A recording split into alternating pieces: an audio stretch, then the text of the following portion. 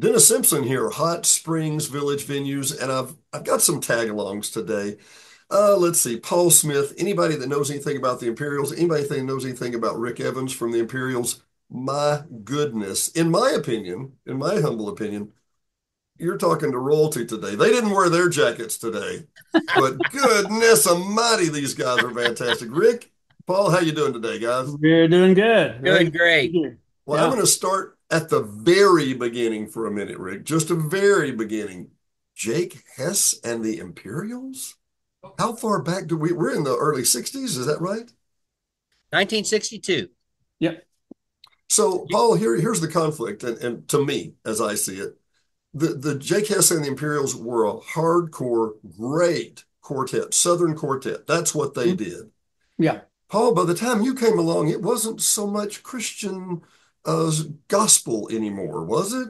Well, it was not, it had evolved over the years. And I think a lot, I mean, it's just the way those things develop, music develops. And the Southern gospel um, style of music stayed around. It didn't leave. But it was groups like the Imperials that kind of moved away from that, said, "Hey, we gotta do something different, or we'd like to try to see if we could do something different."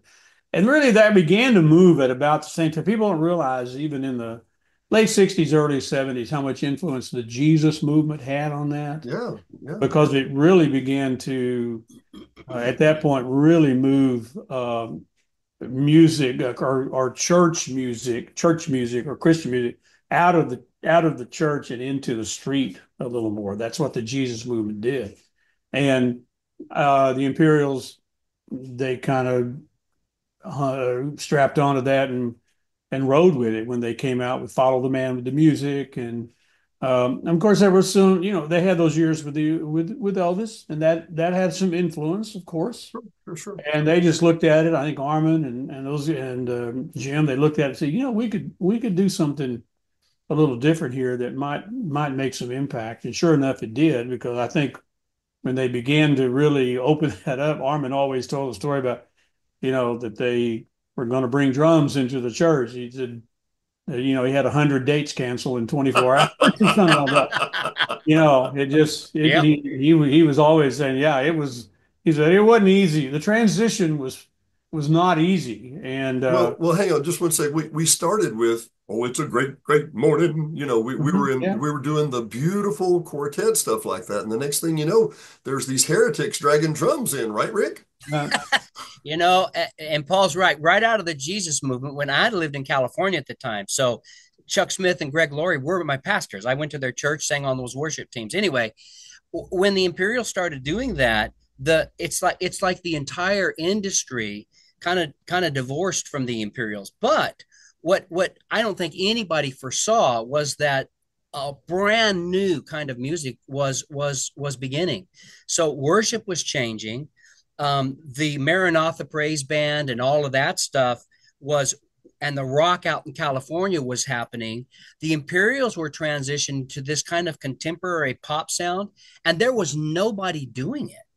In fact, when Word Records started, it started in a garage out in California. And when they signed the Imperials, there were no radio stations that could even play the music It wasn't on the because format, there right?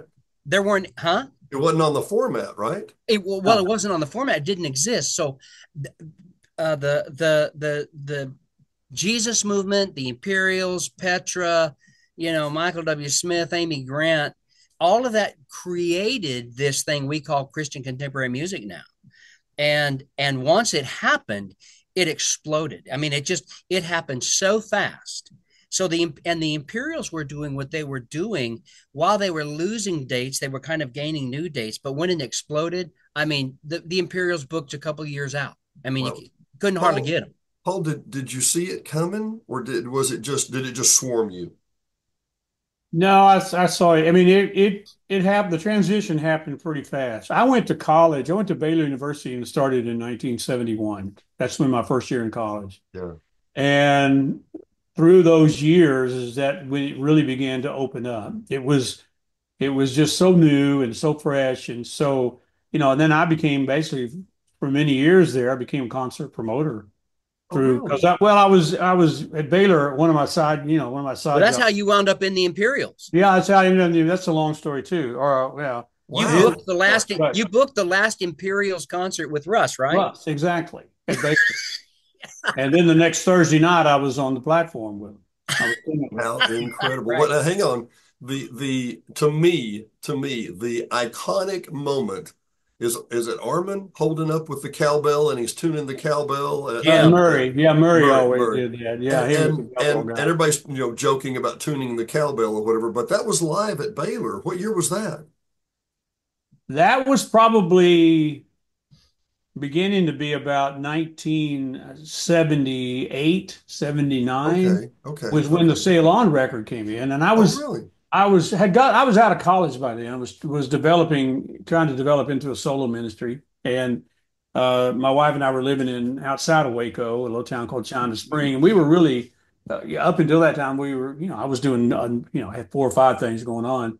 But part of it was still doing concerts, promoting concerts at Baylor, because that's kind of what I did while I was at Baylor. I was with the Baptist student, not Baptist student, but the regular Baylor Student Union, and we'd bring concerts in. I did concerts for, Chicago. We had Elton, we had Karen Carpenter, had the Carpenter, you know, but went to the student union director and said, we might do well to bring in some these Christian concerts. And so he said, well, okay, give it a shot, if you want to. He said, he wasn't really a believer in thinking they would work. Well, they kind of did. I mean, we had Andre, we had Second Chapter, and then we got into the Imperials. And then, of course, at that point, later on, we also did Andrews Blackwood and Company, who came in and did after they had left. Yeah. So yeah, that's kind of where all that developed. But it was moving pretty quick because the Jesus movement was all over Baylor University in 72 and 73. Chuck Girard, Love Song, Phil Keaggy, Randy Stonehill, All all the of Tom classics. Howard, all those guys were Yeah, coming. you say Second Chapter and all these guys. I mean, that was just Iconic. they were just the core of everything. I have made a tiny mistake. I have digressed and jumped into my obsession fascination thing, and I've missed the part. I've missed the part where I say you guys are coming to the village. You're coming to Hot Springs Village. We're going to come back to my interesting questions. To me, if you don't mind, the Imperials Bless 25 tour. Paul, I want you to tell me about that in just a minute. But May the 15th, May the 15th. I hadn't thought about this. I've been in Imperial tributes band. I've sung these songs, seemed like my whole life, and never seen them live in person. Live in person in Hot Springs Village. Thank you, Ron Limbach. May 15th at the Woodlands at 7 p.m. Paul, tell me what we're going to see. Well, you're gonna see a lot of just what we have brought us to this point. We're going back and doing just you're going to hear a lot of the favorite tunes that you've heard over the years. Um, and then we've added in a few new things, a few new tunes, just to freshen it up a little bit. There'll be some Well, great. well, let me interrupt, Paul, because one of those tunes isn't just to freshen it up. So several years ago, Paul and I were talking about when we decided we wanted to go forward. I said, Paul, look at what do you got? What songs do you have? And he came back and he had this song called Blessed. He Um, sent that song to me, and it was just him and just a basic track. I must have listened to that song 50 times. And every time it played, I heard the Imperials. It was just an Imperial song. And then I heard the message, and it touched me so big. It touched me so deep. I couldn't, it's like I almost couldn't breathe. I called him and I said, we got to record this song. Right then is when Ron came in, and we actually had somebody else singing with us the bass part. And when we went in to do the song, they couldn't sing the part. And so we got Rod Fletcher to come and just fill the part because I didn't want to stop the recording. I, And Rod Fletcher then became a part of our group. The song Blessed is so anointed. It touches, if it doesn't touch anyone, it touches me so deep. And every time Paul sings, it brings me back to that moment. It's just Unbelievable. So yes, we got a couple new songs, some worship. We want to get behind that. But that song, "Bless," I didn't mean to interrupt, Paul, but Well, Yeah, yeah, that's what. Yeah, that, and then we took a few tunes that were older and recut them. No shortage and yeah, Forgiven. We just gave a different version to Forgiven, and then we found our producer Tom Reeves had a great song, found a great worship song called "The Way," and it just filled it out perfectly because we had been wanting to move a little more into a little more of the praise and worship type songs, and it fit perfectly. And Ron did an incredible job doing that one. So that was five cuts that were new, that were either new, brand new, or refreshed.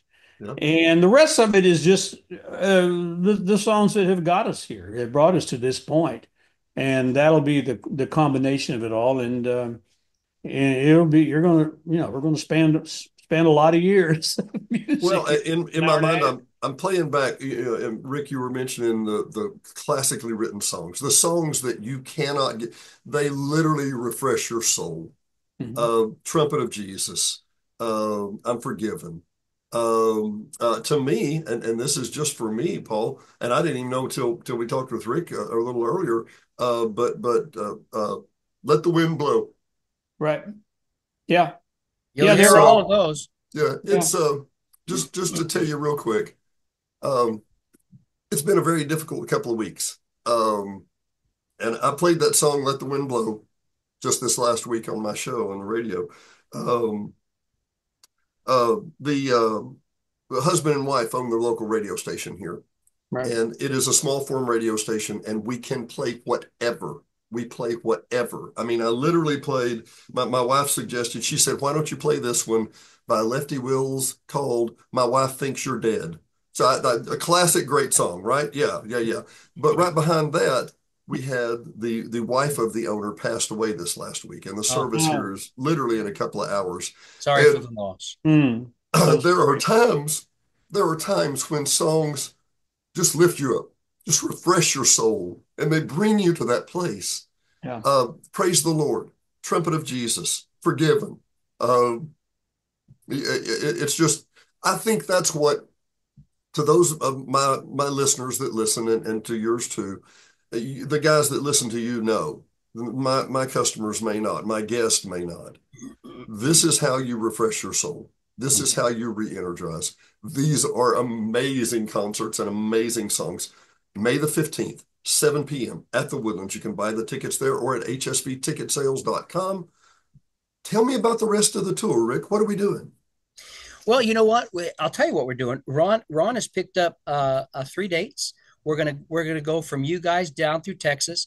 He's looking at three or four other paths, and he's looking to pick up 30 to 40 dates to throw out there for 2025. And we're starting with one section at a time. And our goal is to take what we have, to present it to the people that want to hear it. And we believe it's a call. We believe God has given us a season to put back in one more time. And we're excited about it. We think we've got the voices to do it. I will tell you this: that it's a fun concert. It's very fun because there's so many memories, there's so many stories. It's engaging. It's we do worship sets. We really like to engage with the people that come. And with the new stuff, I think we're leaving and depositing something new. But I think mostly Paul and I want to preserve the legacy so that Mhm. whoever we hand it to, or if it finalizes, we want to end it on the highest note. And so, these guys, I don't know so much about me. I kind of do the business. I get to sing with them. That's great and exciting. I've been there a long time, but that doesn't Paul Smith, Ron Hemby, and Rod Fletcher. These guys are singers. And a lot of singers hit that certain age and they can't do it anymore. And you close your eyes and it doesn't even sound like them. Paul Smith, he sings the record you're going to play. If Paul kicked in to "Let the Wind Blow" right now, you'd go, "Nah, that's taped. That's not, and it's not fair what he can do. He's unbelievable." Ron Hemby is Ron Hemby. I mean, it's like I'm standing there listening to him sing on the stage, and I'm like, I want to go over and get his autograph again. He's so good. and Rod is unbelievable. So when you're gonna when you're gonna preserve a legacy like this, you don't want to show up with less than. Yeah.